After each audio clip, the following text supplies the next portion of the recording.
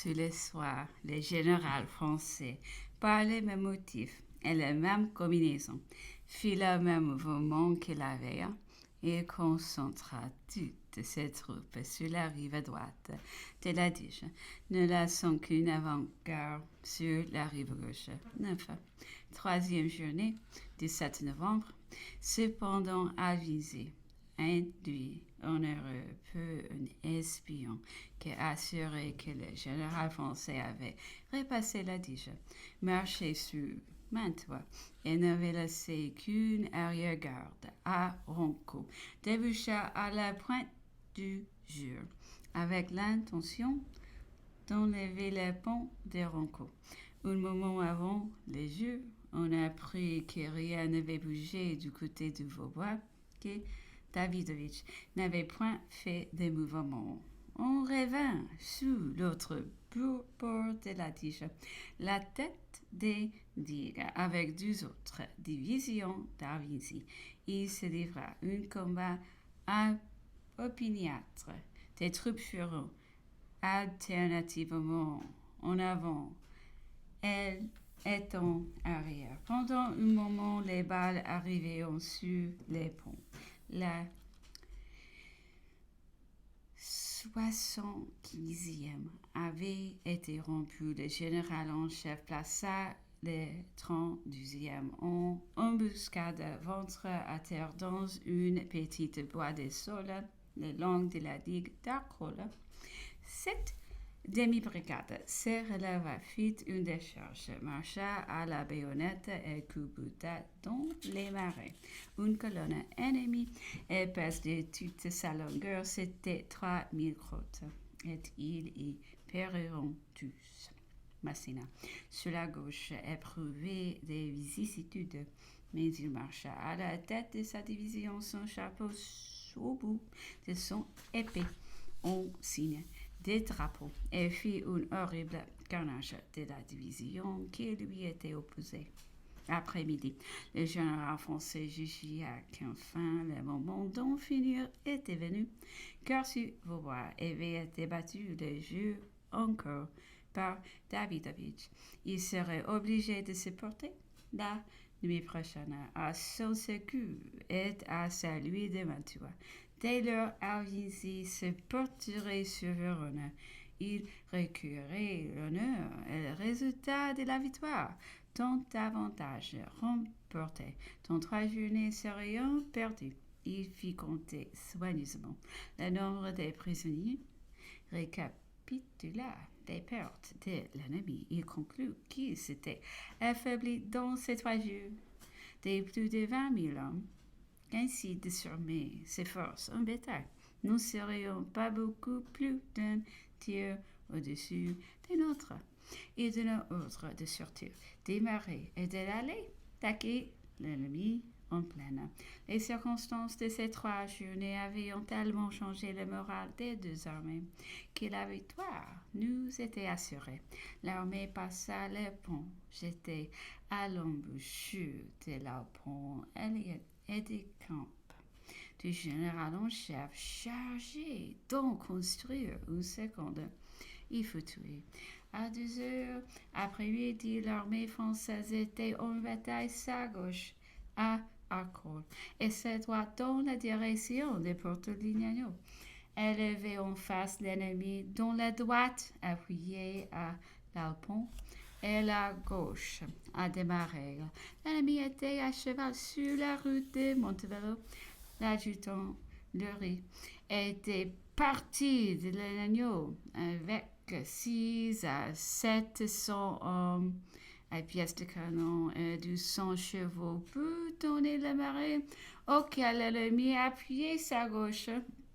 Puis à 3 heures, au moment où ce détachement de la garnison de Lignano se portait sur l'ennemi, que la canonnade était vive sur toute la ligne, et que les tirailleurs étaient aux mains, le général français ordonna au chef d'escadron Hercule de se porter avec 50 guides et 4 Aussi trompette au travers des roseaux et déchargée sur l'extrémité de la gauche de l'ennemi, au même moment que la garnison de l'agneau commencerait à le canonner de par derrière.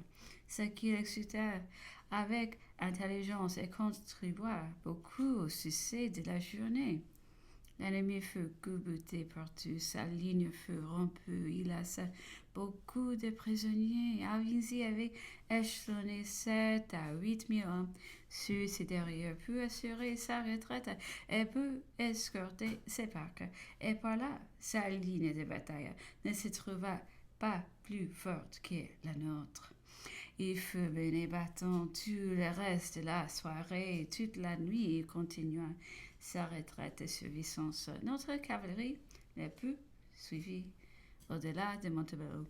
Arrivé à Villanova, Napoléon s'arrêta pour voir les rapports de la poursuite de l'ennemi et de la contenance qui faisait son arrière-garde. Il entra donc les coups de son Boniface. L'église avait servi d'ambulance.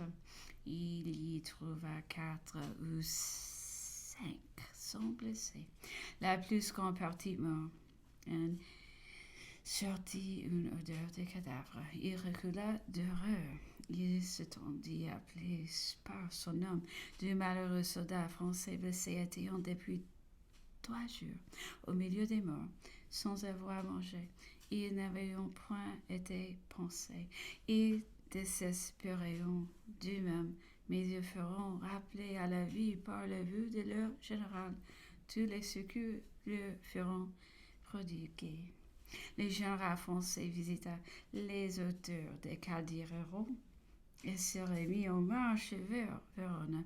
À mi-chemin, il rencontra un officier d'état-major autrichien que Davidovich envoyé à Avizi. Ce jeune homme se croyait au milieu des siens après ses dépêches. Il y avait 3 jours que les 2 armées ne s'étaient communiquées. Davidovich ignorait tout. 10. L'armée française entre triomphante dans Vérone par la rive droite. Napoléon entra triomphant dans Vérone par la porte de Venise. 3 jours après en être sorti mystérieusement par la porte de Milan, on se peindrait difficilement l'étonnement et l'enthousiasme des habitants. Nos ennemis, même les plus déclarés, ne pourront rester froids et joigneront les hommages à ceux de nos amis. Les généraux français passent sur la rive droite de la Digue sur Davidovich, qui était encore à Rivoli. Il est chassé de poste en poste et poursuivi l'épée dans les Rennes jusqu'à Roveredo. De ces 70 000 hommes, on calcule qu'Alvizi ont perdu des 30 ou 35 000 dans ses affaires et que ce fut l'élite de ses troupes. Cependant, de si grands résultats ne s'étaient pas obtenus sans perte et l'armée avait plus que jamais besoin de repos. Le général français ne jugea pas devoir reprendre le Tyrol et s'étendre jusqu'à Trente. Il se contenta de faire occuper Montebello, la couronne des gorges de la Chiusa et de la Diche. Alvizi se raya à Bassano et Davidovich à Trente.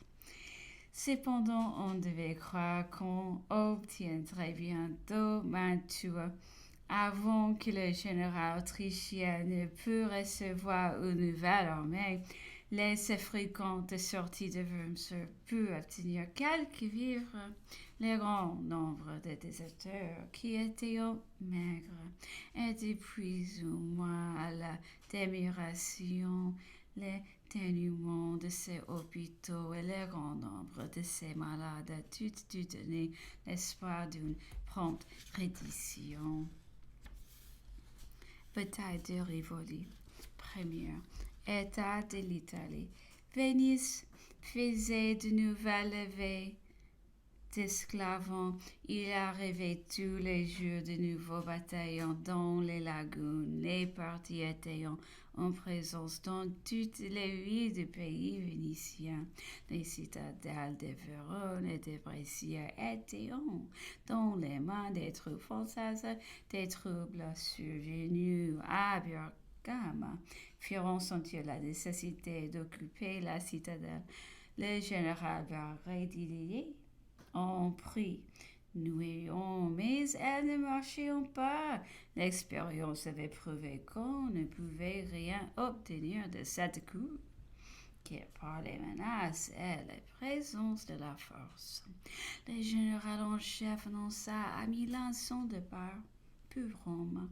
Il fit partir le général Ossa avec 4000 Italiens pour Bologne et dirigea une colonne de 3000 Français et fit prévenir le grand-duc de Toscane que ses troupes traverseraient ces États pour se rendre à Pérugia. Il partit effectivement lui-même et se rendit à Bologne. Manfredini vint l'y trouver pour ménager les intérêts de son maître et son retourna convaincu que le général français marchait sur Rome. Puis cette fois, cette cour ne fut point dupe de toutes ses apparences. Elle resta immobile.